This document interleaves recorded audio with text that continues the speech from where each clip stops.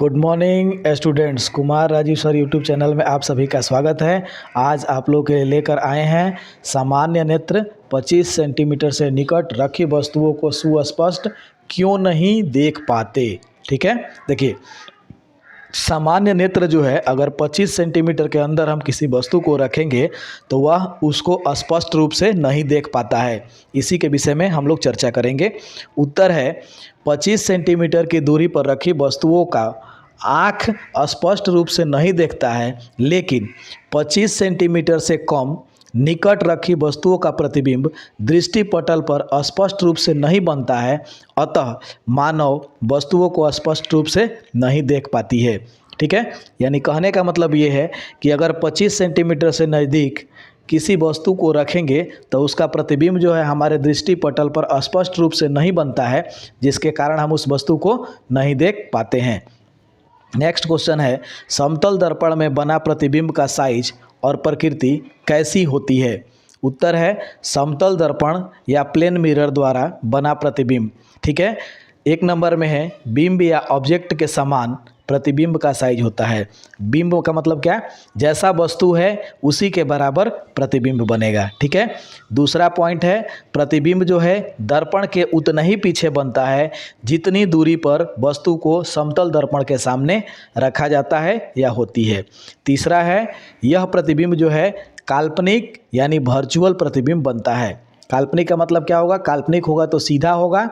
अगला क्वेश्चन देखते हैं, आभासी प्रतिबिंब क्या है। ठीक है, उत्तर है किसी स्रोत से आने वाले प्रकाश परावर्तन या अपवर्तन के बाद एक बिंदु पर नहीं मिलता है, बल्कि परावर्तित अथवा अपवर्तित किरणों को पीछे बढ़ाने पर एक बिंदु पर मिले तो आभासी प्रतिबिंब बनता है।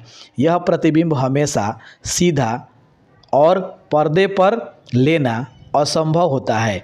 यानी आभासी प्रतिबिंब जो है हमेशा सीधा होता है, जिसे पर्दे पर नहीं उतारा जा सकता है। ठीक है, आभासी प्रतिबिंब का मतलब ये हो गया कि किरण जो है अपवर्तन या परावर्तन के बाद वास्तविक रूप से नहीं कटेगी, यदि हम उसको पीछे काल्पनिक रूप से बढ़ाएंगे तब कटेगी, जिसके कारण इस प्रतिबिंब को हम पर्दे पर नहीं उतार सकते हैं। अगला क्वेश्चन है वास्तविक प्रतिबिंब क्या है। ठीक है, देखते हैं उत्तर। किसी स्रोत से आने वाले प्रकाश परावर्तन या अपवर्तन के बाद एक बिंदु पर मिलती है तो वास्तविक प्रतिबिंब बनता है। यानी अगर किसी बिंदु स्रोत से आने वाली किरणें परावर्तन या अपवर्तन के बाद एक बिंदु पर वास्तविक रूप से कटती है तो वास्तविक प्रतिबिंब बनता है। वास्तविक प्रतिबिंब हमेशा उल्टा होता है और पर्दे पर आसानी से उतारा जा सकता है। ठीक है, यह हमारा नेत्र रेटिना पर वास्तविक प्रतिबिंब बनता है। यानी हमारे आँख के रेटिना पर भी जो प्रतिबिंब बनता है वह प्रतिबिंब वास्तविक ही होता है। क्वेश्चन नंबर 5 देखते हैं, गोलीय दर्पणों द्वारा परावर्तन के लिए नई कार्तीय चिन्ह परिपाटी दर्शाएं।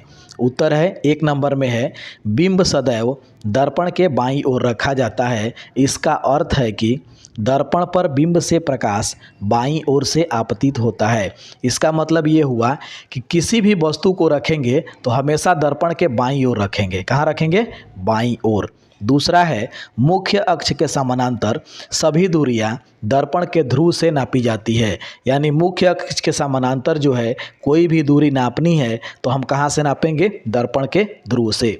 तीसरा है मूल बिंदु के दाईं ओर +x अक्ष के अनुदिश मापी गई सभी दूरियां धनात्मक मानी जाती है। यानी मूल बिंदु के दाईं ओर जो भी दूरी हम नापेंगे x अक्ष पर वह क्या होगी, धनात्मक होगी, और मूल बिंदु के बाईं ओर जो भी दूरी अगर x अक्ष के अनुदिश लेंगे तो वह क्या होगी, ऋणात्मक होगी। आज के सेशन में इतना ही, बाकी नेक्स्ट सेशन में देखते हैं। Okay, thank you.